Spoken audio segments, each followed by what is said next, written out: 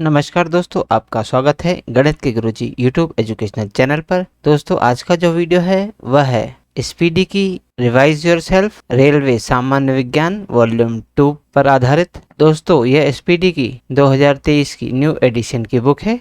इसमें सन 2022 तक जितने भी रेलवे एग्जाम्स में प्रश्न पूछे गए हैं वे सभी इसमें दिए गए हैं। दोस्तों, यह रेलवे की सामान्य विज्ञान की बुक केवल रेलवे के लिए ही नहीं, बाकी अन्य जितनी भी परीक्षाएं होती हैं जिनमें सामान्य विज्ञान के प्रश्न पूछे जाते हैं उन सभी प्रतियोगिता परीक्षाओं के लिए उपयोगी है। दोस्तों, इस बुक में बहुत सारे सेट्स दिए गए हैं, तो दोस्तों आपके लिए बहुत अच्छा अवसर है कि हमारे इस चैनल पर बिल्कुल शुरू से इस बुक की शुरुआत हो रही है। तो आइए हमारे साथ इस बुक को पूरा कीजिए और अपनी तैयारी को बेहतर कीजिए।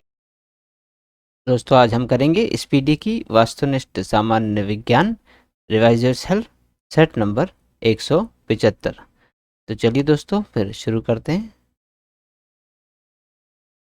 पहला प्रश्न, सोडियम का परमाणु क्रमांक कितना होता है? दोस्तों, सोडियम का परमाणु क्रमांक 11 होता है। अगला प्रश्न, प्रश्न नंबर 2, एलिसा टेस्ट किसके परीक्षण के लिए होता है? दोस्तों, एलिसा टेस्ट HIV के परीक्षण के लिए होता है। अगला प्रश्न, प्रश्न नंबर 3, सूक्ष्म जीव विज्ञान का पिता किसे कहा जाता है? दोस्तों, सूक्ष्म जीव विज्ञान का पिता लुई पॉस्चर को कहा जाता है।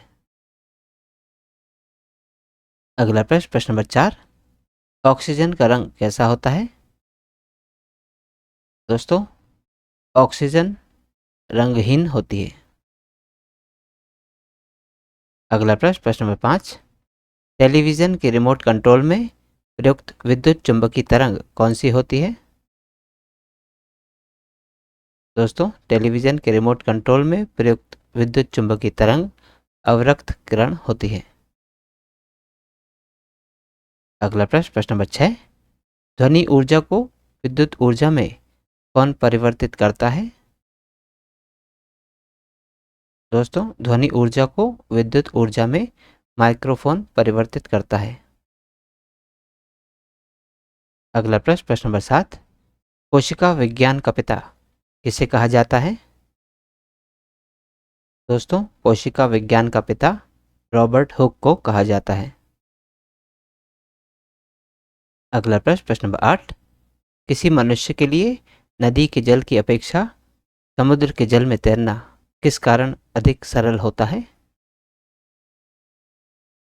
दोस्तों, किसी मनुष्य के लिए नदी की जल की अपेक्षा समुद्र के जल में तैरना अधिक सरल होता है उसके घनत्व के कारण।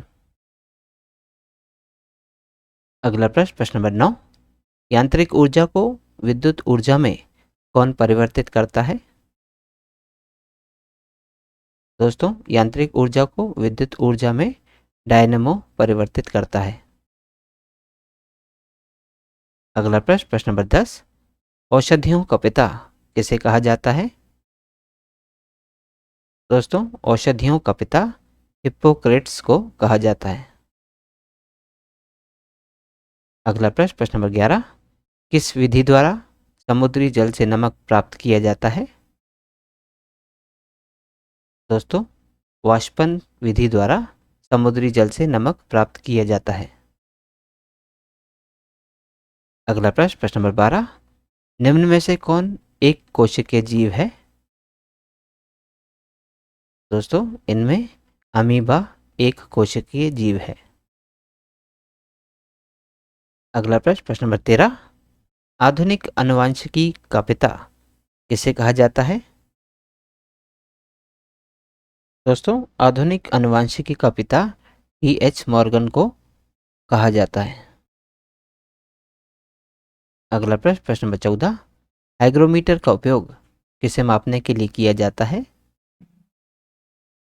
दोस्तों, हाइग्रोमीटर का उपयोग आर्द्रता को मापने के लिए किया जाता है। अगला प्रश्न, प्रश्न नंबर 15, नाभिकीय रिएक्टरों में विमंदक के रूप में किसका प्रयोग करते हैं? दोस्तों, नाभिकीय रिएक्टरों में विमंदक के रूप में भारी जल का प्रयोग करते हैं। अगला प्रश्न, प्रश्न नंबर 16, कठोर जल और मृदु जल की पहचान कैसे की जाती है? दोस्तों, कठोर जल और मृदु जल की पहचान अपमार्जक द्वारा की जाती है।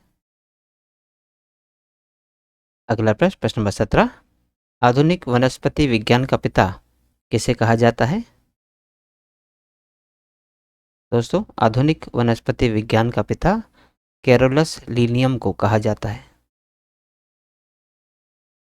अगला प्रश्न, प्रश्न नंबर 18, आवेश को परिभाषित बल किससे किया जाता है? दोस्तों, आवेश को परिभाषित बल x समय से किया जाता है। अगला प्रश्न, प्रश्न नंबर 19, लैक्टोज किस में पाया जाता है? दोस्तों, लैक्टोज दूध में पाया जाता है।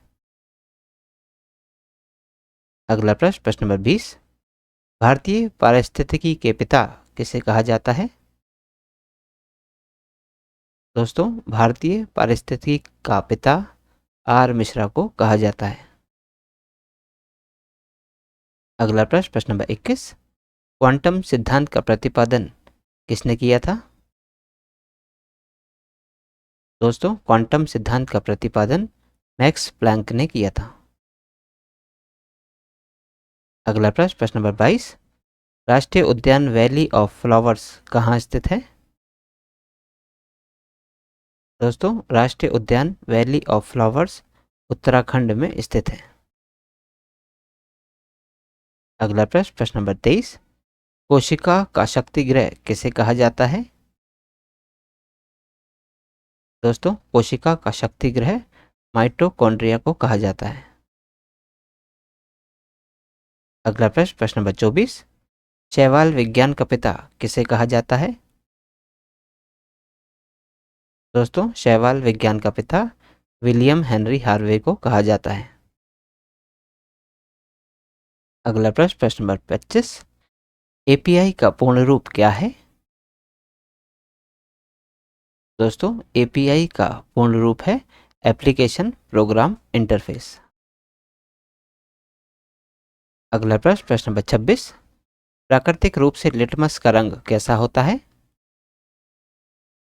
दोस्तों, प्राकृतिक रूप से लिटमस का रंग नीला होता है।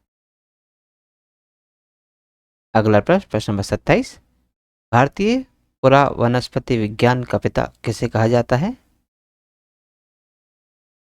दोस्तों, भारतीय पुरा वनस्पति विज्ञान का पिता बीरबल साहनी को कहा जाता है। अगला प्रश्न, प्रश्न नंबर 28, जल की कठोरता को सामान्य रूप से किसमें मापा जाता है?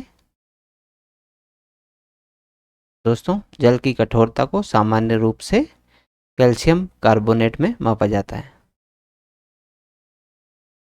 अगला प्रश्न, प्रश्न नंबर 29, कवक विज्ञान के पिता के रूप में किसे जाना जाता है?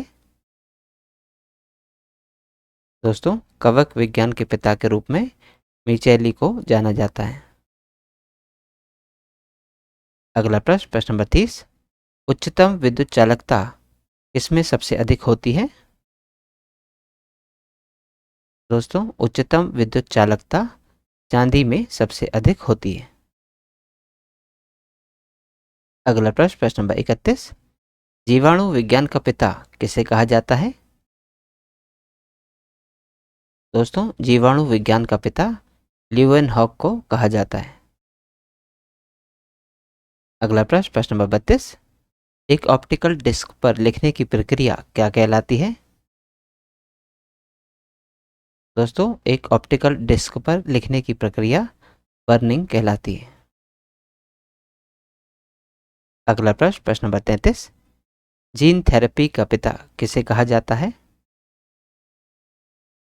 दोस्तों, जीन थेरेपी का पिता एंडरसन को कहा जाता है। अगला प्रश्न, प्रश्न नंबर 34, पर्यावरण में न्यूनतम प्रदूषण किसके कारण होता है?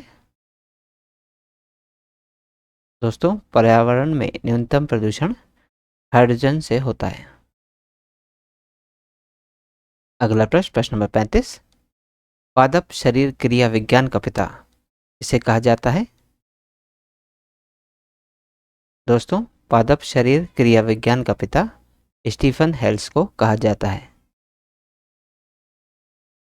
तो दोस्तों, आज की इस प्रश्नावली में कुल 35 प्रश्न थे जो हमारे द्वारा पूर्ण कर लिए गए हैं।